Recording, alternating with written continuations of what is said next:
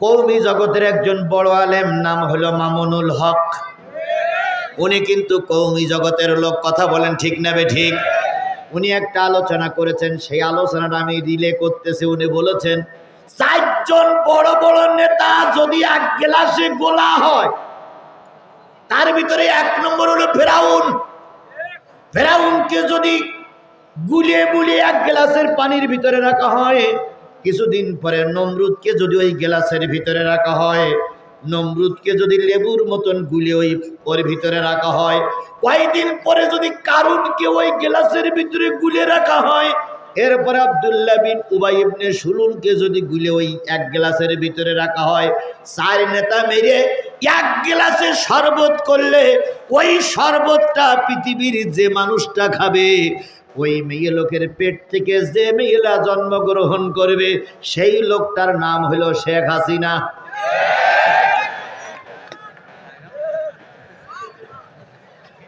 এটা কিন্তু আমার আলোচনা না, কার আলোচনা?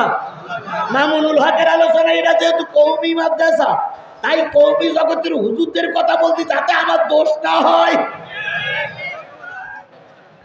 উনি বলতেছেন ফেরাউন, নমরুদ, কারুন আর আব্দুল্লাহ বিন উবাই এক গ্লাসের ভিতরে শরবত করলে, ওই শরবতটা যদি কোনো নারী খায়, ওই নারীর পেটের থেকে যদি কোনো সন্তান জন্ম নেয়, সেই সন্তানটা হবে বাংলাদেশের শেখ হাসিনা। আমরাও ভেবে বুঝে দেখলাম, আজকের এই যুগে যদি ফেরাউন থাকতো, ফেরাউন আমাদের শেখ হাসিনার কাছে হার মেরে যেত। যদি নমরুদ থাকতো, নমরুদ বলতো আমার চাইতে তোর বাড়ানি বেশি, তুই থাক, আমি সালাম দিয়ে চলে গেলাম। ফেরাউন মানুষ মেরেছে ঠিকই, নমরুদও মানুষ মেরেছে ঠিকই, কিন্তু আল্লাহর কসম, এই লেডি ফেরাউনের মতন এত অত্যাচার আর কখনো হয়নি। আব্দুল সবুর আপনার এলাকার যুবক, আগামীতে সে আপনাদের খেদমত করবে, নিয়ত করতেছে, আল্লাহ কবুল করুক।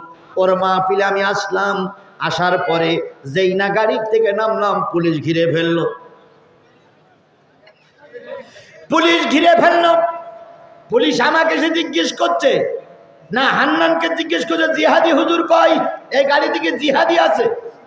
হান্নান তখন বলছে জিহাদি পথে নেমে গেছে।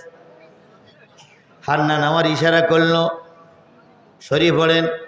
আমি ওই পাশে যেখানে গাড়ি রেখেছিলাম, ওখানে দুইজন মহিলার বাড়ি ছিল, আমি ওদের বাড়ি চলে গেলাম। ওরা আমাকে পাশ কাটাইয়ে ঘরের পিছনে নিয়ে গেলেন, ওরা সামনে যেয়ে ওরাও দাঁড়ালেন। এবার পুলিশ জিজ্ঞেস করছে, এই বাবা কি হুজুর গেছে? ওরা বলতেছে না, এদিকে হুজুর আসেনি। ও আল্লাহ রে, কত কষ্ট করে সেদিন সময় পার করতে হয়েছে। আজকে সেদিন যারা পুলিশ লাগাইয়ে দিয়েছে, আমাদেরকে ধরার জন্য চেষ্টা করেছিলেন, আজকে দুনিয়ার সব লোক আছে, আপনাদেরকে জনগণ খুঁজতেছে।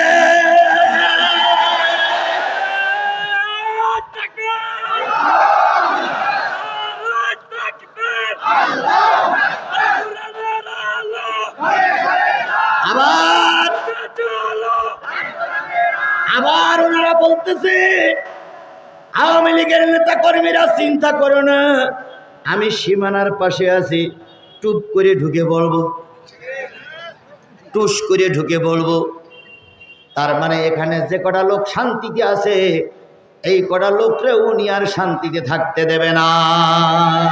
তার মানে ওনার ওই কথা শুনে এরা একটু বাকবাকুম করবে, আর আমাদের জনগণ কাল্লা আলাদা করে ফেলবে। আইসো চট করিয়া, আয়না ঘর তোমার জন্যে রাখছি গো সাজায়া। আইসো চট করিয়া, আয়না ঘর তোমার জন্যে রাখছি গো সাজায়া। আমরা রিসিপিশনে পয়সা আছি, রিসিপিশনে পয়সা আছি, জুতার মালা লয়া। আয়না ঘর তোমার জন্যে রাখছি গো সাজায়া। বুবু আইসো চট করিয়া, আয়না ঘর তোমার জন্যে রাখছি গো সাজায়া। নির্বিচারে মারছো মানুষ ক্ষমতার লাগিয়া। কথা ঠিক না বলেন? ঠিক না? কত নিষ্ঠুর হলে, কত নির্দয় হলে কত নিমক খারাপ হলে মানুষ মারা গেছে, ভ্যানের ভিতরে লাশগুলো স্তূপ করে পেট্রোল দিয়ে আগুন জ্বালিয়ে তাদেরকে শেষ করে দেওয়া হয়েছে। কথা বলেন, কথা বলেন, কথা বলেন। পুলিশ কত নিষ্ঠুর হলে গুলি করে পাখির মতন আমার সন্তানদেরকে মেরে ফেলেছে। পুলিশ কত নিষ্ঠুর হলে ছাদের পরের থেকে একটা ছেলেরে ফেলাই দিয়েছে, আপনারা দেখেছেন? চাকার পাশে পড়ে আছে, তখনও ধুই ধুই ধুই ধুই করতেছে। পুলিশ আবার গাড়ির থেকে নেমে ওর হাত ধরে খানিক দূরে নিয়ে ফেলাই দিল, সেখানেও নড়াচড়া করতেছে। ওর ঠ্যাং ধরে ডাস্টবিনে ফেলাই দিল, সেখানেও নড়াচড়া করতেছে। লাস্টে ওকে গুলি করে ওই ডাস্টবিনের পরে ফেলে গেল। মানুষ কত নিষ্ঠুর হতে পারে! নির্বিচারে মানুষ ক্ষমতার লাগিয়া, দিন ধর্ম আর মানবতা সব কিছু ছাড়িয়া, বুবু সব কিছু ছাড়িয়া, তোমার পাপের শাস্তি, পাপের শাস্তি পাইতে হবে, যাইও না ভুলিয়া। আয়না ঘর তোমার জন্য রাখছি গো সাজাইয়া, বুবু আইসো চট করিয়া। আয়না ঘর তোমার জন্য রাখছি গো সাজাইয়া। একটু আইসে দেখো খেলা কেরাম ভাবে শুরু হয়। পৃথিবীতে এমন কোন ইতিহাস আছে যে সন্তানের বিপদে ফেলেই মা চলে যায়? পৃথিবীর কোন ইতিহাস আছে? কোন ইতিহাস আছে যে সন্তানকে বিপদে ফেলেই মা কি বলে? কোন ইতিহাস আছে? বিএনপির লোকেরা আমাদের সাথে আছে। খালেদা জিয়ার মামলায় রায় হলো, খালেদা জিয়ার জেল হলো, ফাঁসি হলো, ফাঁসি রায় দেবে, জেল হলো, আমৃত্যু কারাদণ্ড হলো। খালেদা জিয়া দেশ ছেড়ে চলে যায়নি। এরশাদের জানি আমরাও জাতীয় মুনাফিক। আমরা মনে করি জাতীয় পার্টি না, ওটা হলো দালাল পার্টি। আমরা মনে করি বাংলাদেশের মীর জাফর এরশাদ। কথা বলেন ঠিক না বেঠিক? তবুও তাকে স্যালুট জানাই। এত বড় সাজার রায় হয়েছে, দেশ ছেড়ে পালাই চলে যায়নি। বাংলাদেশ জামাত ইসলামীর শীর্ষস্থানীয় 9 জন 10 জন নেতারে ওরা মেরে দিল। কথা বলেন ঠিক না বেঠিক? বাংলাদেশ জামাত ইসলামী, ইসলামী ছাত্র শিবিরের পরে হাজারো মামলা, লক্ষাধিক মামলা, তবু আমার কলিজার টুকরা শিবিরের ছেলে পেলে ময়দান ছেড়ে দেয়নি। আমার প্রাণের সংগঠন বাংলাদেশ জামাত ইসলামী একটা বারের জন্য ময়দান ছেড়ে দেয়নি। আর তোমরাই এমন মাত দল করো। এক ঠেলা দেশে আর ম্যাডাম গেছে দুলাভাইয়ের বাড়ি। কথা বলেন, কথা বলেন, কথা বলেন, কথা বলেন। মা গেছে বাবার বাড়ি। কথা বলেন ঠিক না ঠিক? সুতরাং যে মা বাবার বাড়ি চলে গেছে, ওই মাকে আর কখনো বাংলাদেশের মাটিতে ঢুকতে দেওয়া হবে না, হবে না, হবে না। আমাদের গায়ে আর এক ফোঁটা রক্ত থাকা অবস্থায় শেখ হাসিনারে আমাদের দেশে আর রাজনীতি করতে দেওয়া হবে না, হবে না। যে কটা বার মাথা উঁচু করবা, কাল্লা আলাদা করে ফেলবো। এতদিন ধৈর্য ধরেছি, কিন্তু আর ধৈর্য ধরা হবে না। কথা বলেন ঠিক না ঠিক? বাগবাগুম করবা, তা কাল্লা আলাদা হয়ে যাবে। তোমাদের কারণে দেশ আজকে দেউলিয়া, তোমাদের কারণে ব্যাংকগুলো সব লুট হয়ে গেছে, তোমাদের কারণে গণতন্ত্র ধ্বংস হয়েছে। তোমরা রাতের ভোটে 15 বছর মাতবাড়ি করেছো। আর কোন চোর, টাকা, খুনি, বদমাইশকে সমাজের নেতৃত্বে দেওয়া হবে না, হবে না, হবে না। কি সব ঠিক আছেন তো? ঠিক আছেন তো? যখন চারিদিক থেকে ওরা আমার ঘিরে রেখেছিল, তখন আমার জবান বন্ধ করতে পারিনি। আর এখন তো যেদিকে তাকাই সব আমার লোক। কি এখন সব আমাদের লোক না? যা দুটোটা আছে মুখ টুক কালো মালো করে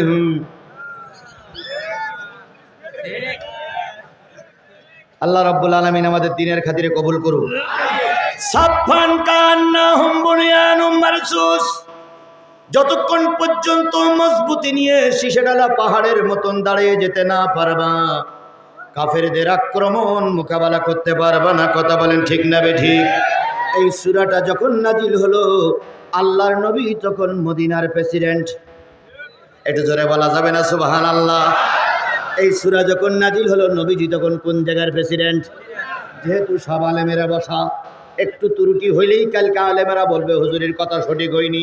তুমি আর আমি ভুল ধরতে পারি না, আলেমেরাই ভুল ধরতে পারে। কথা বলেন ঠিক না বেঠিক? এই সূরা যখন নাজিল হলো, যে আয়াত পড়লাম, এই সূরা সহ এই আয়াত যখন নাজিল হলো, আল্লাহর নবী তখন মদিনার প্রেসিডেন্ট। বলুন তো, নবী মদিনার প্রেসিডেন্ট, কাজটা কি ঠিক? আরো জোরে বলেন, কাজটা কি ঠিক? আরো জোরে বলেন, কাজটা কি ঠিক? আমার মতে মনে হয় কাজটা ঠিক না। যদি বলেন কেন? হুজুর আমার প্রেসিডেন্ট হবে কেন? মৌলবী আমার দেশের রাজা হবে কেন? মৌলবী ঘরে বসে থাকবে, লোকে হাদিয়া দেবে, খাবে আর সুবহানাল্লাহ পড়বে, আর যত লোকের অসুবিধা হলে গায়ে ফু দেবে আর তাবিজ কবেজ লিখবে। এই জন্য না নবীর আবির্ভাব? এই জন্য কি নবীর আবির্ভাব? না, নবীর আবির্ভাব হয়েছে হুয়াল্লাযী আরসালা রাসূলাহু বিল হুদা ওয়া দীনিল হক। এজন্যই নবীর আবির্ভাব। কথা বলেন ঠিক না বেঠিক? তাহলে নবী দেশের রাষ্ট্রপতি হবে, নবী দেশের রাষ্ট্রনায়ক হবে, এটা যদি কোরআন হাদিস মোতাবেক সঠিক হয়, আলেমরা রাজনীতি করবে, তোমরা নাক ছিটকাও কেন? আমাদের দেশের হুজুররা প্রায় ক্ষমতার দ্বার প্রান্তে পৌঁছে গেছে, প্রায় পৌঁছাই গেছে আলহামদুলিল্লাহ। আর একটু সময় পার করতে পারলে আর রামপন্থী বামপন্থী জোট হওয়া লাগবে না। যদি মৌলবীগুলো জোট হতে পারে, লিখে রাখো মুসলমান, আগামী সংসদ হবে কোরআনের সংসদ। আগামী নেতৃত্ব হবে আলেম ওলামাদের নেতৃত্ব। কথা বলে ঠিক না ঠিক? আগামী বঙ্গভবন গণভবন হবে 7 লক্ষ কোরআনওয়ালাদের গণভবন। গতকালকের মাহফিল ছিল আমার নীলফামারী, তার আগের দিন মাহফিল ছিল আমার ওই গাইবান্ধা, এর আগে করে আসলাম কুষ্টিয়া। গোটা দেশে সফর করে আমার যে আইডিয়া হয়েছে, আমার যে ধারণা হয়েছে, গোটা দেশে এখন একটাই শব্দ, সকল দলের দেখা শেষ। না না না, টুপিওয়ালার বাংলাদেশ। সবাই মিলে বলুন তো, সকল দলের দেখা শেষ। আরো জোরে বলেন, সকল দলের দেখা শেষ। আরো জোরে বলেন, সকল দলের দেখা শেষ। আওয়ামী লীগকে আমরা দেখেছি না দেখিনি? বিএনপি আমরা দেখেছি না দেখিনি? বাংলাদেশ জাতীয় পার্টিতে আমরা দেখেছি না দেখিনি?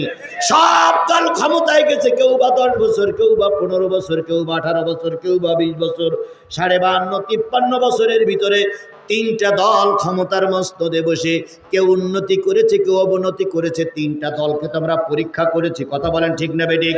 কেবলমাত্র শুধুমাত্র একটা বারের জন্য আল্লাহর কোরআন দিয়ে আপনাদের পায়ের পরে হাত থেকে বলতেছি, একটা বারের জন্য আমরা কোরআনওয়ালাদের পরীক্ষা করতে চাই। কি আমার সঙ্গে সবাইকে আপনারা একমত? একটা বার আমরা দেখতে চাই টুপিওয়ালারা জাতীয় সংসদে গিয়ে দেশে শান্তি দিতে পারে কিনা। একটা বারের জন্য পরীক্ষা করতে পারবো না ভাই? ও ভাই, আপনার পায়ে দুগুণ ধরি, একটা বারের জন্য আমি পরীক্ষা করতে পারবো না? যদি একটা বার দেখি, যদি না ওরা ক্ষমতায় শান্তিতে চালাতে যদি না পারে, এদেশে যদি শান্তি আনতে না পারে, আমরা ওদের 192টা তালাক দেব। কিন্তু একটা বার পরীক্ষা করতে কি সমস্যা? এই জন্য আওয়ামী লীগ, বিএনপি, জাতীয় পার্টি, জামাত ইসলাম সকলের কাছে আমার পায়ে ধরে অনুরোধ, একটাবার টুপিওয়ালাদের আমরা জাতীয় সংসদে দেখতে চাই। দেখি ওরা কি করে। যদি ওরা না পারে, আমরা সেদিন ওদের থেকে ফিরে আসবো, কিন্তু একটাবার অন্তত পরীক্ষা করে দেখি তো। বাংলাদেশ ইসলামী ছাত্র শিবিরদের দোষ দেওয়ায় ওরা রক কাটে, তাই বলেন ওরা কি করে? রক কাটে। কোথায় রক কেটেছে? ওই খুলনায়। এখন শিবিরের সেক্রেটারি বলতেছে আমি খুলনায় গেলাম। কোন জায়গায় রক কেটেছে? বিএল কলেজে। কার রক কেটেছে? ও আওয়ামী লীগের সেক্রেটারি। এখন ওখানে যে আওয়ামী লীগ, তারপরে ছাত্রলীগ, এরপরে মৈত্রী লীগ, সবাইকে ডেকে বলতেছে ভাই, বগুড়াতে শুনে আসলাম যে আপনাদের এখানে শিবিরি ছেলেপিলে রক কাটে, এরা কি ঠিক? আওয়ামী লীগ, ছাত্র, মৈত্রী বলছে ও এখানে না, ওই চট্টগ্রামে। তো শিবিরের সেক্রেটারি বলছে আবার চট্টগ্রামে গেল। যে চট্টগ্রাম বিশ্ববিদ্যালয়ের সবাই ডেকে বলতেছি যে খুলনাতে শুনে আসলাম এখানে নাকি রক কাটে, আমাদের এখানে না, ও হলো ওই রাজশাহী। তো উনি বলতেছে আবার রাজশাহী গেলাম, যে রাজশাহী যেই বলতেছি ভাই শুনেছি নাকি শিবিরওয়ালারা রক কাটে, তা কার রক কেটেছে, আমাদের এখানে রংপুর। তো উনি বলতেছে আবার রংপুর গেলাম, যেই বলতেছে যে ভাই আপনাদের রংপুর বিশ্ববিদ্যালয় নাকি শিবিরওয়ালারা রক কাটে, ভাই এখানে না, ও ঢাকায়। এইবার ঢাকায় যেই বলতেছে ভাই শুনেছি এখানে নাকি রক কেটেছে, তখন ঢাকার লোক বলতেছে আমরা শুনেছি কিন্তু কোনোদিন দেখিনি। এইরাম ভুয়া সংবাদ দিয়ে, এইরাম ভুয়া তত্ত্ব দিয়ে আল্লামা সাঈদীর ওরা ধুকে ধুকে মেরেছে। কথা বলে ঠিক না বেঠিক? এরাম ভুয়া মিথ্যা তত্ত্ব দিয়ে জামাত ইসলামের কেন্দ্রীয় নেতাদের ওরা ফাঁসিতে ঝুলাই ঝুলাই মেরেছে। সুতরাং এগুলো ভুয়া, এদের কথা শুনে আর আমরা ইসলাম থেকে দূরে সরে যাব না। যতদিন বেঁচে আছি কোরআনের ছায়াতলে কোরআনের পক্ষে থাকবো। কারা কারা কোরআনের পক্ষে থাকতে রাজি আছে দুই হাত উঁচু করে দেখা।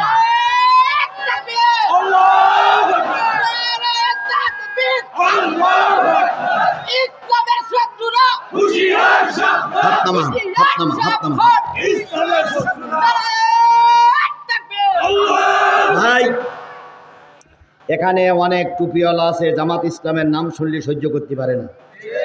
আমি আপনাদের পায়ে ধরে বলি, আপনি সহ্য করতে পারেন না, ওটা আপনার ব্যাপার, আপনি জামাত ইসলামের পক্ষে কাজ করেন না। তবে আমার দাবি আগামী নির্বাচনে টুপিওয়ালাদের পক্ষে আপনার সাপোর্টটা থাকা লাগবে, যদি আপনি মুসলমানের বাচ্চা হন। সে জামাত ইসলাম হোক আর হেফাজত হোক আর চরমনাই হোক আর তাবলীগ হোক আর যে পর্যায়ের লোক হোক, টুপিওয়ালাদের পক্ষে থাকা লাগবে। টুপিওয়ালাদের বিরুদ্ধে যদি যান, আপনি দেশের দুশ্মন, আপনি কোরআনের দুশ্মন, আপনি আলেমের দুশ্মন, আপনি মসজিদ মাদ্রাসার দুশ্মন, আপনি দ্বীন ইসলাম থেকে খারিজ হয়ে গেছে। আমি কিন্তু জামাত ইসলামের ভোট দিতে হবে, একবারও কিন্তু আপনার শপথ করতে বলিনি। আমি বলেছি কিসের পক্ষে থাকতে হবে, জোরে বলেন, কোরআনের পক্ষে থাকতে হবে, টুপিওয়ালাদের পক্ষে থাকতে হবে। চরমনার ভাইরা কি টুপি পরে না? হেফাজতের ভাইরা টুপি পরে না? তাবলীগের ভাইরা টুপি পরে না? খেলাফত আন্দোলনের ভাইরা টুপি পরে না? জামাত ইসলামের লোক টুপি পরে, ওরাও টুপি পরে। যে কোনো একটা টুপিওয়ালার পক্ষে থাকতে হবে, এটা হলো কোরআনের দাবি, কোরআনের দাবি, কোরআনের।